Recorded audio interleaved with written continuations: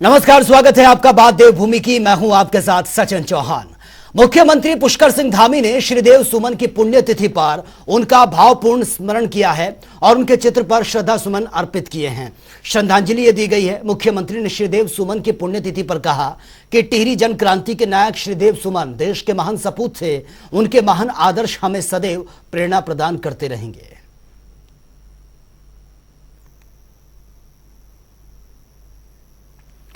मुख्यमंत्री पुष्कर सिंह धामी के दिल्ली दौरे के दौरान यूसीसी की चर्चा को लेकर उठ रहे सवाल पर कांग्रेस के प्रवक्ता ने बीजेपी सरकार पर तंज कसा है। कांग्रेस के प्रदेश प्रवक्ता गरिमा दसौनी की माने तो बीजेपी सरकार के मुख्यमंत्री जब भी दिल्ली के दौरे पर जाते हैं तो यूसीसी की चर्चा गर्म होने लगती है, जबकि हकीकत तो यह है कि उत्तराखंड का यूसीसी अभी त्रिशंकु बना हुआ है, क्योंकि ना तो केंद्र से यूपी से लागू की अनुमति राज्य को मिली है और ना ही राज्य सरकार के पास यूसीसी की अंतिम रिपोर्ट ये आई है।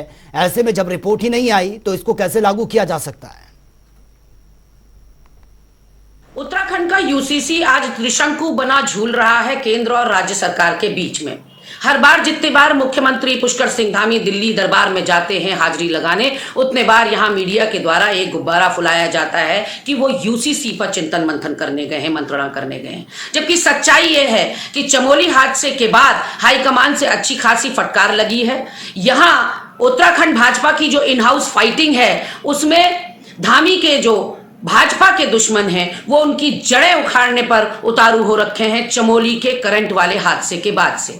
तो धामी जी टटोलने गए थे दिल्ली की मैं कितने गहरे पानी में हूं, अभी भी मैं अमित शाह और मोदी की गुड बुक्स में हूं या नहीं हूं, और यहां चला दी गई कि धामी यूसीसी पर चर्चा करने गए हैं। न नौमन तो तेल होने वाला है, न राधा नाचने वाली है, इसलिए क्योंकि पिछली बार ही धामी के बॉडी लैंग्वेज से, उनके बयानों से यह साफ हो गया था कि यूसीसी के मामले में कम से कम उत्तराखंड तो अब बैकफुट पर है। और आगामी चुनाव को देखते हुए जहां उत्तराखंड की तमाम राजनीतिक दल अपने अपनी तैयारी में जुटे हैं, तो वहीं राज्य के एकमात्र क्षेत्रीय दल उत्तराखंड क्रांति दल के नेताओं में आपसी कलह और मनमुटाव एक बार फिर से यह सामने आया है। आपको बता दें कि आए दिन यूकेडी कार्यालय में नेताओं के बीच हाथापाई होना यह आम बात हो गई है। हमारे संवाददाता यशराज आनंद ने यूकेडी के प्रदेश अध्यक्ष काशी सिंह एरी से इसी को लेकर बातचीत भी की है, वो देख लेते हैं। आज हमारे साथ हैं उत्तराखंड क्रांति दल के अध्यक्ष काशी सिंह एरी। जहां एक तरफ सभी राजनीतिक पार्टियां चुनावी रणनीति बनाने में जुटी हुई है, वहीं उत्तराखंड क्रांति दल अपने अस्तित्व को बचाने की लड़ाई लड़ रही है। आए दिन उत्तराखंड क्रांति दल में कार्यकर्ताओं के बीच मारपीट देखा जा रहा है, यहां तक कि कार्यालय में भी तोड़फोड़ हुई है। इसी पर बात करने के लिए हमारे साथ हैं उत्तराखंड क्रांति दल के अध्यक्ष काशी सिंह एरी। सर, सबसे पहले मेरा प्रश्न आपसे कि यूकेडी यहाँ की क्षेत्रीय पार्टी है, तो क्षेत्रीय दल आखिर चुनाव की रणनीति बनाने में क्यों नहीं तैयारी कर रही है? वो क्यों आपसी गुटबाजी में ही अभी तक लगी हुई है? बिल्कुल ये दुर्भाग्यपूर्ण स्थिति है। चुनाव की तैयारी भी अपने अपने स्तर से लोग कर ही रहे हैं, लेकिन कुछ लोग जो है जो पार्टी में रार पैदा करना चाहते हैं, दरार पैदा करना चाहते हैं, उनमें से बहुत सारे लोग निकाले गए हैं पार्टी विरोधी गतिविधि के कारण। तो बजाय वो कि मेरे पास आते और अपील करते कि आप हमारा निष्कासन वापस करो, वो एक पैरेलल संगठन अवैध तरीके से खड़ा करके और रात को आके पार्टी कार्यालय में कब्जा करके उसको अधिवेशन का शक्ल देना चाहते हैं। तो ये तो संभव नहीं है। इसीलिए हमारे कार्यकर्ताओं में जो रोष है कि इन लोगों को इनके खिलाफ कार्रवाई होनी चाहिए, और हमने पुलिस को लिखित तहरीर दी है कि ऐसा ऐसा इन लोगों ने किया है अवैध तरीके से, जो निष्कासित लोग हैं जिनका कोई हक नहीं है और गलत अवैध तरीके से पार्टी कार्यालय में घुसे हैं रात को। इसलिए पुलिस ने अपनी कार्रवाई की है और आगे कार्रवाई के लिए भी हम पुलिस को आगे कार्रवाई करने के लिए भी कहेंगे। सर, आपके पार्टी के नेता बोल रहे हैं कि यह जो आपसी द्वेष चल रहा है, यह सिर्फ अध्यक्ष पद के चुनाव के लिए हो रहा है कि अध्यक्ष पद का चुनाव कराया जाए, इस पर आप क्या कहेंगे? हाँ, उनका बात है तो अध्यक्ष पद का चुनाव कराया जाए, इससे हम कहाँ असहमत हैं। हम कह रहे हैं कि जो समय हमने निर्धारित किया है 18-19 नवंबर को, अगर तो कुछ लोग चाहते हैं कि उससे पहले हो जाए तो उससे पहले जो भी तिथि मिलेगी हमको सबके सामंजस्य से और ठीक ठाक रहेगा, फिजिबल रहेगा, उससे पहले भी कर लेंगे। और चुनाव चाहते हैं तो चुनाव भी करा देंगे। और पहले तो हमारे दल की परंपरा रही कि अध्यक्ष का चुनाव न होकर सर्वसम्मत से ही होता रहा है अभी तक।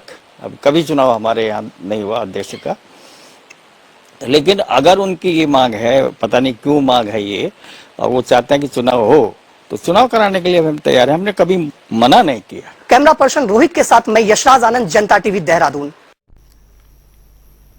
और वहीं काशीपुर में नवीन कृषि मंडी गेस्ट हाउस में प्रदेश के कैबिनेट मंत्री सौरभ बहुगुणा ने बीजेपी कार्यकर्ताओं के साथ बैठक की है और बैठक में सौरभ बहुगुणा ने मिशन 2024 के चुनाव को लेकर टिप्स दिए हैं। इस दौरान उनके आगमन पर बीजेपी कार्यकर्ताओं ने फूल मालाओं के साथ स्वागत किया। उन्होंने कहा कि पशु क्रूरता की घटनाएं बहुत तेजी से बढ़ रही हैं, जिस पर हमने सैकड़ों मुकदमे दर्ज किए हैं। उन्होंने यह भी कहा कि पशु क्रूरता करते हुए कोई भी व्यक्ति पकड़ा जाता है तो उसके खिलाफ कानूनी कार्रवाई भी अमल में लाई जाएगी। आज कोई बहुत बड़ा कार्यक्रम नहीं है, एक ऐसी हमारी कोशिश है कि जो हमारे कार्यकर्ता हैं उनके साथ मिलते रहना चाहिए, संगठन के लोगों से मिलते रहना चाहिए। धरातल पे क्या समस्याएं हैं, लोगों की क्या मुश्किलें हैं, वो संगठन से अच्छा कोई नहीं जानता, क्योंकि लगातार ये पब्लिक के बीच में रहते हैं, लगातार ये पब्लिक से उनका मिलना होता है। तो एक कोशिश है कि कार्यकर्ताओं के साथ मिल के क्या काम होने हैं, धरातल पे क्या और समस्याएं हैं जिसका निदान होना है, उस पर चर्चा करनी है। प्लस काशीपुर में गुंजन भाई और जो हमारे जिलाध्यक्ष हैं, अध्यक्ष बनने के बाद मेरा कोई भी दौरा काशीपुर नहीं हो पाया था, तो उस सापेक्ष में भी इस दौरे को हमने रखा था ताकि हमारे जितने भी कार्यकर्ता बंधु हैं, हमारे जितने पदाधिकारी हैं, उन सबसे मिलना हो जाए एक बार।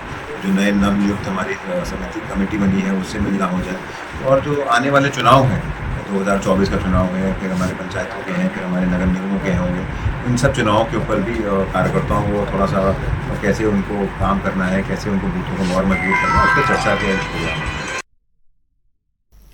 और भी प्रदेश की राजनीति में सियासी हलचल बहुत तेजी से ये चल रही है। दरअसल बीजेपी के पूर्व विधायक राजकुमार ठुकराल ने कांग्रेस भवन पहुंचकर पूर्व मुख्यमंत्री हरीश रावत से मुलाकात की है। इस दौरान दोनों के बीच लंबी बातचीत हुई है, जिससे कि राजकुमार ठुकराल के कांग्रेस में शामिल होने की अटकलें अब लगाई जा रही हैं।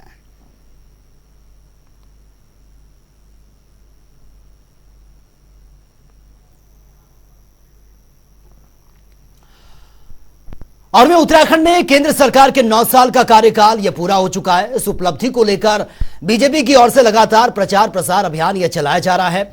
वहीं अब केंद्र सरकार की ओर से आगामी 2024 में 10 लाख लोगों को रोजगार देने की बात यह कही गई है, जिससे रोजगार का अवसर तलाश रहे युवाओं को रोजगार प्राप्त करने का अवसर मिलेगा। तो वहीं दूसरी ओर कांग्रेस प्रदेश अध्यक्ष करण माहरा का कहना है कि प्रदेश सरकार रोजगार के नाम पर युवाओं को ठगने का काम कर रही है। प्रदेश में लगातार बेरोजगारी बढ़ रही है और सरकार का इस ओर कोई ध्यान नहीं है।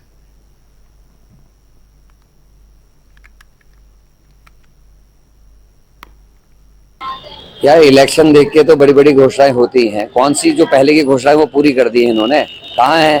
अजय भट्ट जी ने भी तो कहा था हम इतने लाख लोगों को देंगे, 79 लोगों को रोजगार कुल मिला है, 3000 लोगों की बात हुई थी। तो ये मजाक है और बीजेपी लगातार मजाक करे। न्याय देने की बात कर रहे थे, क्या अंकिता को न्याय दे दिया? केदारनाथ में बड़ी बड़ी बातें कर रहे थे, क्या उस पर सफाई पूरे साफ आ गया? इनका प्रपत्र आ गया? किसने सर्टिफिकेशन किया कि वो 23 किलो सोना है जो चढ़ा है? 230 किलो सोना 27 किलो में 23 किलो में चेंज हो गया, उस पर दे दी सफाई। तो झूठ बोलने वाली सरकार है।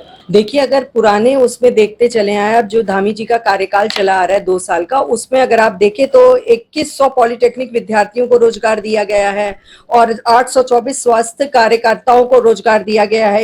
1431 सहायक अध्यापक एलटी को नियुक्ति दी गई है और 604 सामुदायिक स्वास्थ्य अधिकारियों की तैनाती हुई है, 78 अवर अभियंताओं की तैनाती हुई है। तो ये सब चीजें अगर आप देखें और लगातार रोजगार मेले का आयोजन किया जा रहा है, तो ये सारी चीजें युवाओं को रोजगार देने के लिए करी जा रही हैं और काफी रोजगार युवाओं को दिया भी गया है। और वहीं देहरादून में 24 के चुनाव को लेकर राजनीतिक पार्टियों ने कमर कसना शुरू कर दिया है। जहां एक और प्रदेश में बीजेपी का जनसंपर्क अभियान जारी है, तो वहीं कांग्रेस भी लगातार बैठकों का आयोजन कर रही है। इस पर पूर्व सीएम हरीश रावत का बयान भी सामने आ गया। हरीश रावत के मुताबिक प्रदेश में कांग्रेस बहुमत के साथ प्रदेश में अपनी सरकार बनाएगी। वहीं बीजेपी ने इस पर पलटवार किया है। बीजेपी प्रदेश प्रवक्ता हनी पाठक ने कहा कि कांग्रेस की स्थिति पहले की तरह ही रहेगी।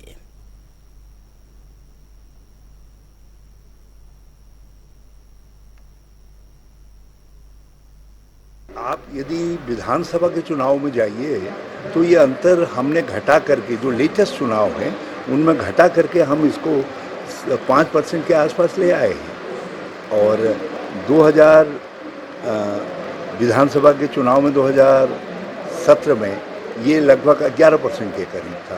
तो उनका 6% घटा है और हमारा जो है 5% के करीब जो है ग्राफ विधानसभा के चुनाव में बढ़ा है। इसका मतलब है कांग्रेस आगे की तरफ बढ़ रही है, उत्तराखंड में भाजपा पीछे की तरफ आ रही है और वो 2024 के लिए कांग्रेस के लिए सिल्वर लाइनिंग है, जिसको ध्यान में रख करके कांग्रेस अपनी नीतियां बनाएगी, अपने चुनाव प्रचार के कार्यक्रम को बनाएगी। देखिए, अपनी पार्टी की गांठें तो वो खोल नहीं पा रहे हैं, तो मैं यही कहूंगी हरीश रावत जी को अपनी पार्टी की गांठें खोलना नहीं आता और मश्करी के सिवाय इनको कुछ बोलना नहीं आता। तो फिर ये मश्करी वाला बयान दे रहे हैं कि फिर लोकसभा चुनाव में ये आएंगे। तो पहले अपनी पार्टी के शीर्ष नेताओं से बात तो कर लीजिए, उनको वही नहीं देखना चाहते तो जनता उनको किस प्रकार से देखेगी।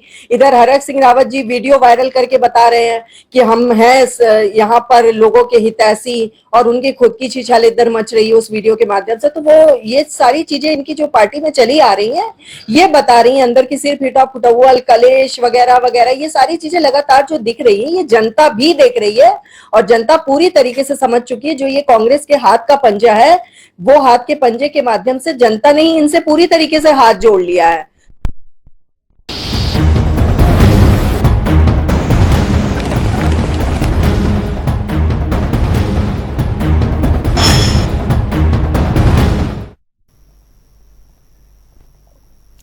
उत्तराखंड के प्रभारी जिला मंत्री और कैबिनेट मंत्री सौरभ बहुगुणा के बागेश्वर दौरे के बाद कांग्रेस और बीजेपी के बीच आरोप प्रत्यारोप की जो राजनीति है वो शुरू हो गई है। सौरभ बहुगुणा के बागेश्वर दौरे पर पूर्व विधायक कपकोट ललित फरसवाण ने यह आरोप लगा दिया कि प्रभारी मंत्री बागेश्वर आकर प्रशासनिक अधिकारियों के साथ बैठक कर जिले की स्थिति को ठीक बता रहे हैं, जबकि कपकोट तहसील में आपदा से क्षतिग्रस्त आवासीय मकानों को आपदा मदद से धनराशि अब तक नहीं दी गई है।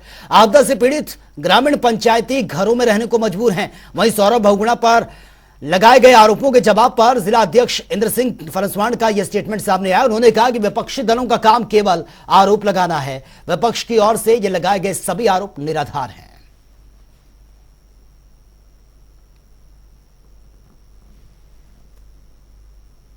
प्रभारी मंत्री जी कह रहे हैं कि सब ठीक ठाक है।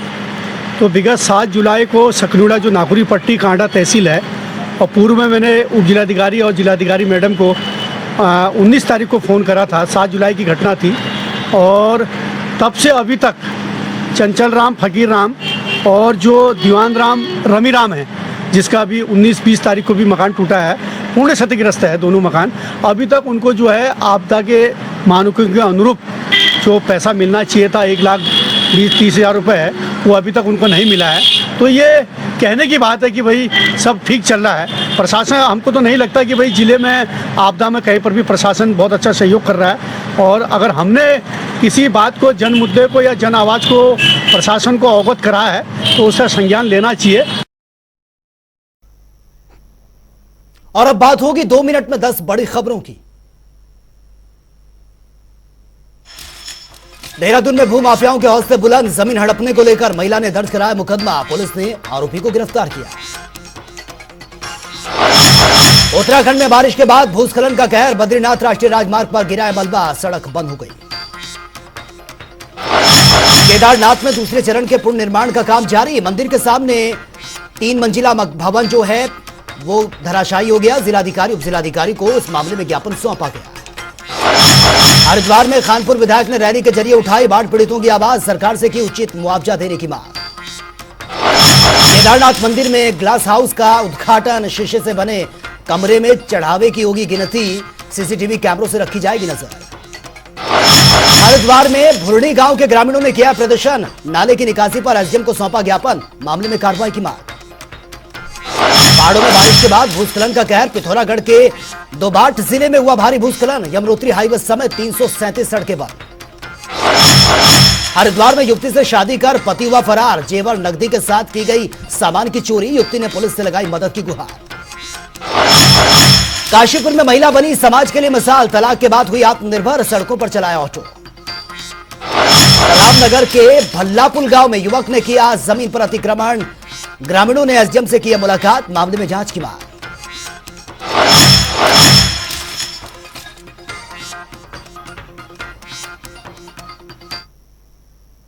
तो फिलहाल इस बुलेटिन में मेरे साथ इतना ही, लेकिन तमाम खबरों के लिए आप बने रहिए जनता टीवी के साथ। नमस्कार।